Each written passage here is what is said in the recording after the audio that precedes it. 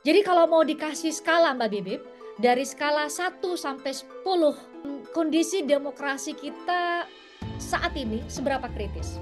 Sangat kritis. Eh, Kalau 1 sampai 10, 10 paling demokratis, menurut saya ini mungkin udah tinggal satu nih. Kita sebenarnya seperti dilarang untuk berpikir kritis. Tidak hanya dilarang mengkritik, tapi dilarang untuk berpikir kritis dan membaca buku-buku tertentu. Ya seberapa kuat kita untuk terus-menerus mendorong perubahan ini yang nggak akan selesai. Jadi jangan harap memang ini semua akan selesai sebulan, 2 bulan, bahkan mungkin setahun, 2 tahun. Tapi ini kayak maraton gitu, bukan sprint.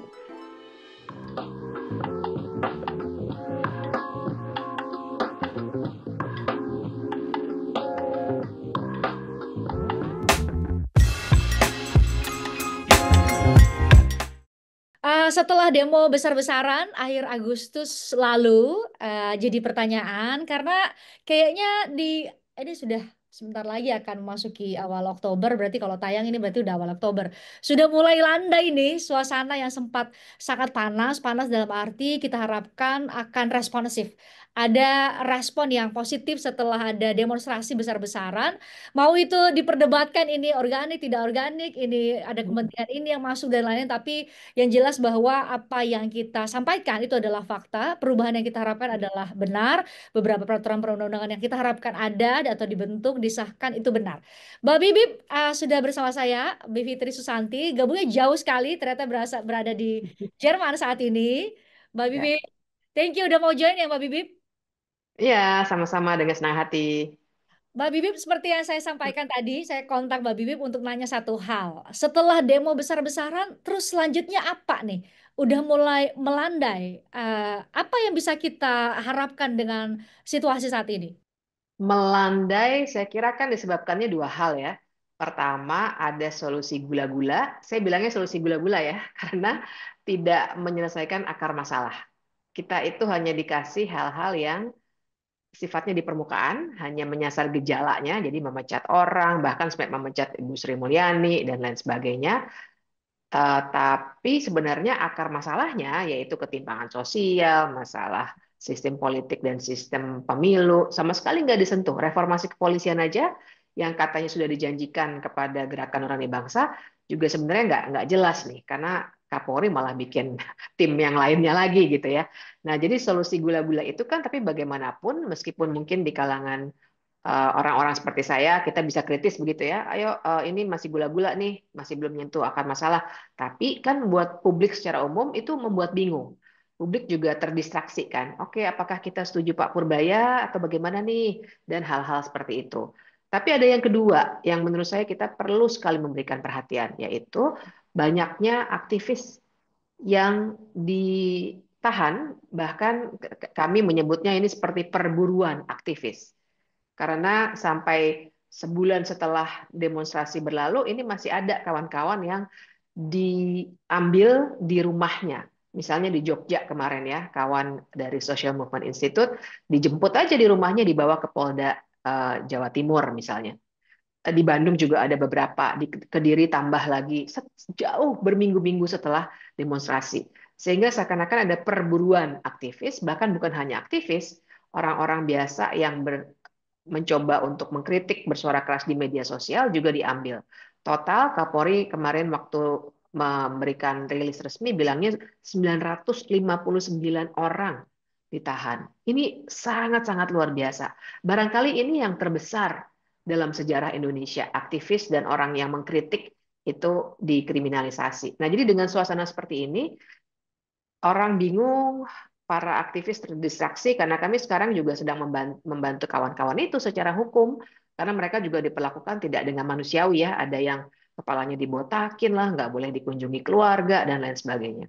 Jadi karena itulah banyak sekali distraksi, banyak kebingungan sehingga kelihatannya melandai. Tapi saya kira melandainya juga sifatnya sementara ya, karena sebenarnya kami paham analisisnya harus masuk ke akar masalah dan ada beberapa momentum yang juga akan datang dalam waktu yang tidak terlalu lama gitu. Mbak Bibip, kenapa saya tanyakan seperti itu? Iya, saya tadi mau masuk ke sejumlah aktivis yang apa namanya yang bisa dikatakan proses hukumnya jauh lebih cepat dibanding dengan yang sangat kelihatan yang viral videonya polisi yang menabrak ya, yang menyebabkan hilangnya nyawa Afan itu juga sampai saat ini proses hukumnya belum ya. Secara etik iya, Belum. tapi proses Ya. hukumnya belum. Tapi para aktivis ini yang kita juga nggak kenal, mungkin videonya juga nggak viral, tapi kemudian loh kok ada penangkapan di beberapa tempat.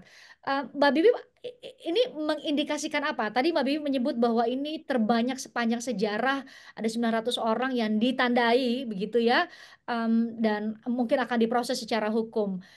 Pun dibanding dengan Orde Baru yang menurut hasil kajian secara objektif oleh para akademisi dari dalam maupun luar negeri itu adalah masa di mana Indonesia masuk ke rezim otoritarian, Mbak Bibi. Mm-mm.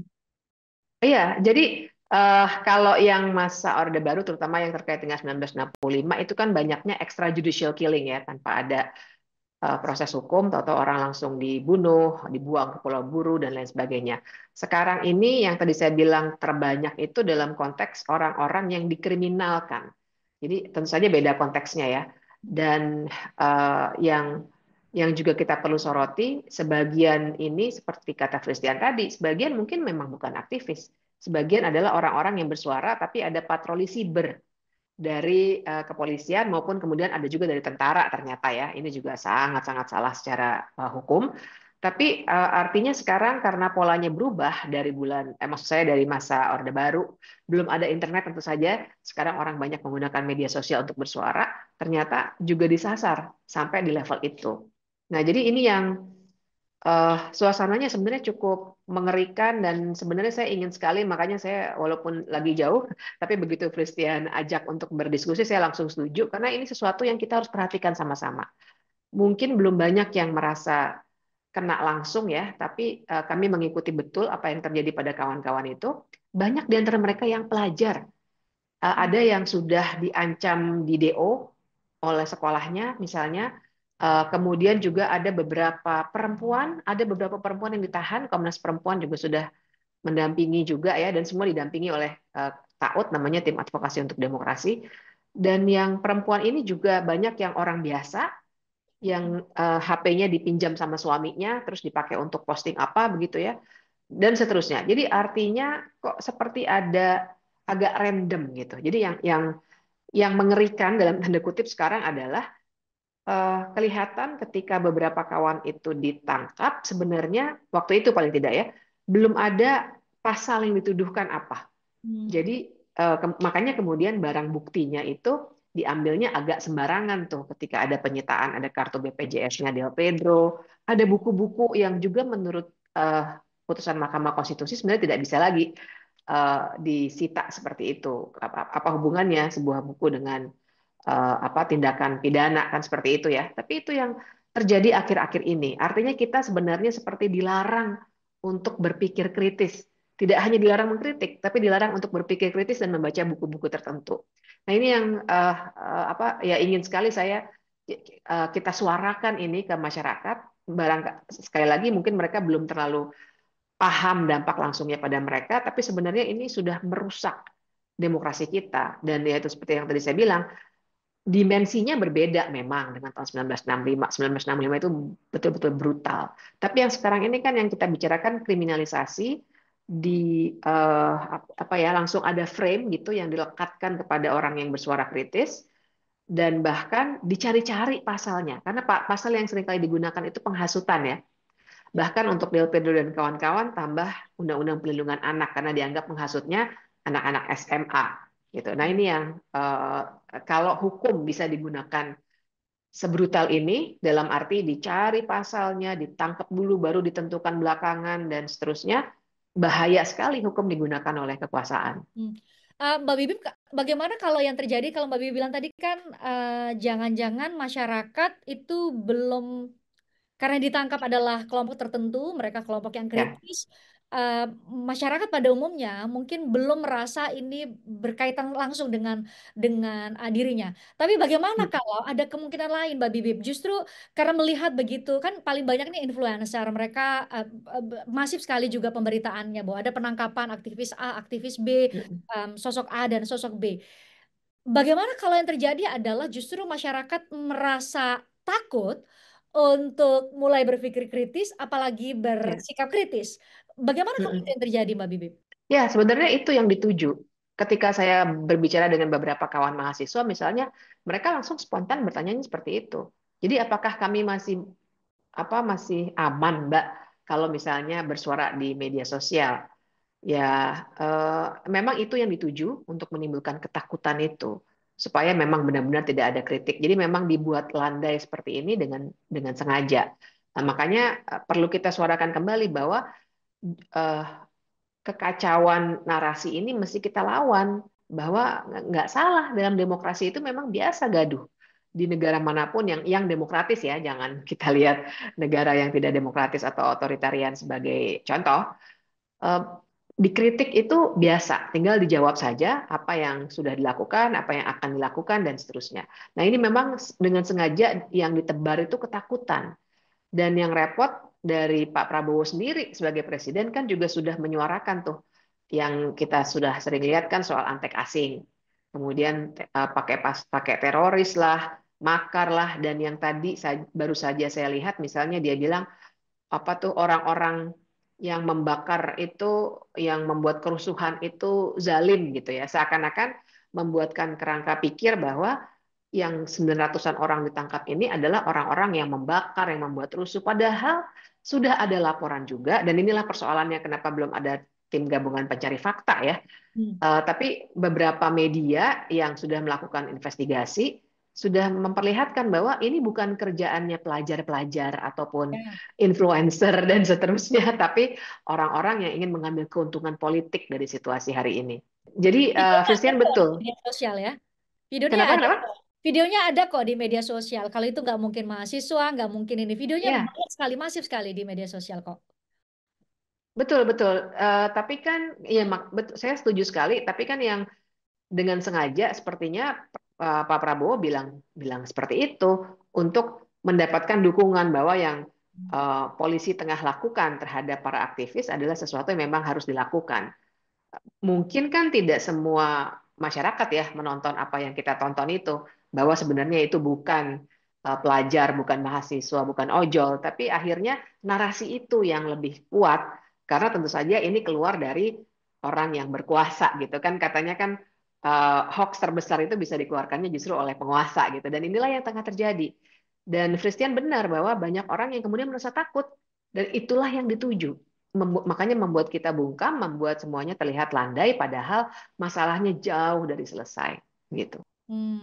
Jangankan kelompok aktivis ya, ada juga kolega kami, dia wartawan istana, Mbak Bibip, hanya karena Oh iya. di luar dari apa konteks kegiatan Pak Prabowo, kemudian sempat dicabut apa ID ID jurnalis, karena ada ID khusus ya kalau di istana, tapi setelah diprotes Mm-mm. banyak pihak, kemudian dikembalikan. Jadi kalau mau dikasih skala Mbak Bibip, dari skala 1 sampai 10, kondisi demokrasi kita saat ini seberapa kritis? Sangat kritis. Eh, Kalau 1 sampai 10, 10 paling demokratis, menurut saya ini mungkin udah tinggal satu nih. Karena dan tinggal satu itu menurut saya tersisa pada masyarakat sipil, termasuk media massa seperti Christian dan kawan-kawan. Karena kita terus-menerus mencoba untuk memberikan narasi tandingan. Tapi kan yang tadi Christian sebutkan aja, ada jurnalis yang bertanya tidak sesuai perkenannya Prabowo, diambil langsung ID card untuk wartawan istana. Kemudian apa warga yang berdemonstrasi ditakut-takuti. Bahkan beberapa postingan media sosial itu diburu ya oleh polisi siber maupun oleh unit sibernya tentara. Kemudian juga banyak sekali aktivis yang bahkan ditangkap baru beberapa hari belakangan ini, sebulan setelah demonstrasi, di rumahnya, di kosnya masing-masing. Diperlakukan tidak semena-mena. Maksudnya diperlakukan tidak manusiawi secara semena-mena. Itu menurut saya sudah menjadi pertanda kuat bahwa yang tengah terjadi sekarang adalah otoritarianisme, bukan demokrasi lagi. Kalau demokrasi kan mestinya semua gagasan itu bisa diperbincangkan. Nah, ini orang baca buku aja, bukunya diambil sebagai barang bukti. Jelas ini bukan tanda-tanda demokrasi gitu. Makanya saya beri nilai sangat-sangat rendah, dan kita harus, ini menurut saya sudah jadi semacam lampu kuning, udah hampir merah bahkan, Artinya kita benar-benar mesti menyuarakan dengan keras. Satu lagi tadi MBG-nya itu sendiri, kritik kita pada MBG kan juga sudah luar biasa. Tapi apa yang dikatakan statistiknya? Oh, ini cuma 0,000 sekian persen dari total yang dikeluarkan. Ini buat saya ini ciri pemerintahan yang betul-betul tidak mau mendengar kritik, bahkan tidak mau mengevaluasi. Ketika ada masukan yang dilakukan, bukannya stop dulu evaluasi, tapi misalnya, oh kita akan berikan BPJS untuk yang sakit misalnya. Itu kan bukan solusi sebenarnya. Jadi hal-hal seperti itu di mana kebijakan juga dibuat dengan tanpa evidence, jadi bukan evidence based policy making, tapi apa yang diinginkan oleh pemimpin ya. Jadi istilahnya beberapa kawan jurnalis kan ini namanya politik komando ya, ekonomi juga ekonomi komando. Jadi sudah sangat jauh dari demokrasi menurut saya. Mbak Bibip, kalau kita sudah di titik kritis demokrasinya, saat ini kelompok yang kritis gitu ya, apapun latar belakangnya, setengah di Mbak Vivi bilang tadi, tengah terbagi fokusnya karena harus Ya. berhadapan dengan proses hukum yang Mbak Vivi bilang tadi, ditangkap dulu baru kemudian dicarikan. Itu kan merepotkan di satu sisi. Jadi energi Hmm, dan fokus semua orang terbagi-bagi hari ini, termasuk juga mungkin betul. kelompok masyarakat yang paling besar Mbak Bibip itu lagi mikirin ngisi perutnya kayak gimana, karena PHK, Ya. gelombang PHK, susah cari kerja dan lain-lain. Terus kita mau berharap pada momentum apa, pada siapa, dan bagaimana untuk bisa Mbak Bibip bilang tadi, jangan sampai kita terlena dengan permen politik yang diberikan, tapi kita berharap ada perubahan yang benar-benar fundamental. Saya boleh pesimis? Ya, sangat boleh. Karena banyak sekali memang kita memang bisa pesimis kalau kita berharapnya hanya pada negara gitu. Jadi buat saya pertanyaan Christian itu mesti dijawab dengan sekuat apa kita. Jadi buat saya memang kalau kita hanya nunggu, misalnya, oke kita mau mengubah sistem politik, oke kita tunggu ya sampai undang-undangnya dibuat. Kan pertanyaannya lah, undang-undang siapa yang buat? Undang-undang yang buat adalah DPR dan Presiden, yang artinya juga orang-orang yang sedang mengambil keuntungan dari sistem politik yang sebenarnya tidak menguntungkan buat warga, tapi menguntungkan buat mereka. Kan mereka menguasai sumber-sumber daya alam, tambang-tambang yang merusak lingkungan dan lain sebagainya, yang merusak kita sebenarnya kan, kesehatan kita terganggu. Jadi buat saya pertanyaan itu mesti dijawab dengan ya seberapa kuat kita untuk terus-menerus mendorong perubahan ini yang nggak akan selesai. Jadi jangan harap memang ini semua akan selesai sebulan 2 bulan, bahkan mungkin setahun 2 tahun, tapi ini kayak maraton gitu, bukan sprint. Nah, jadi artinya kita sendiri warga ini perlu mengorganisir diri gitu untuk melakukan masuk ke kritik-kritik politik yang lebih substantif, mendorong perombakan besar-besaran.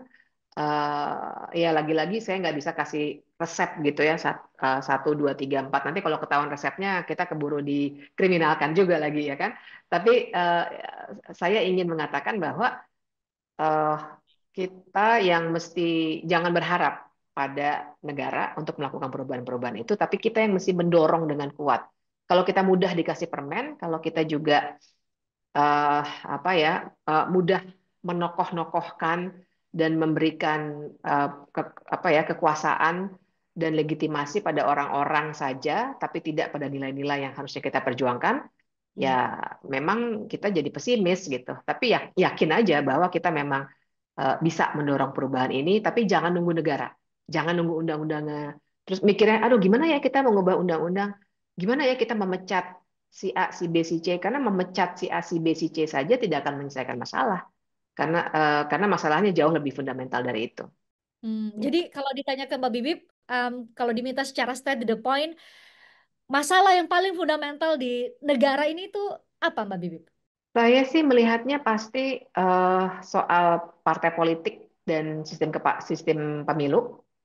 Karena kan semua pengambilan keputusan politik yang berpengaruh pada hidup kita, mulai dari izin-izin tambang tadi sampai kita beli bensin aja sekarang jadi pilihannya makin sempit, beli beras segala macam itu adalah hasil dari keputusan politik. Dan keputusan politik di negara ini semua diambil oleh lembaga formal yang disumbangnya dari partai politik. Nah, partai politiknya seperti kita tahu sekarang ketua umumnya selalu dipilih secara aklamasi lah. Kemarin baru lihat lagi salah satu partai ya yang sampai lempar-lemparan kursi gitu ya.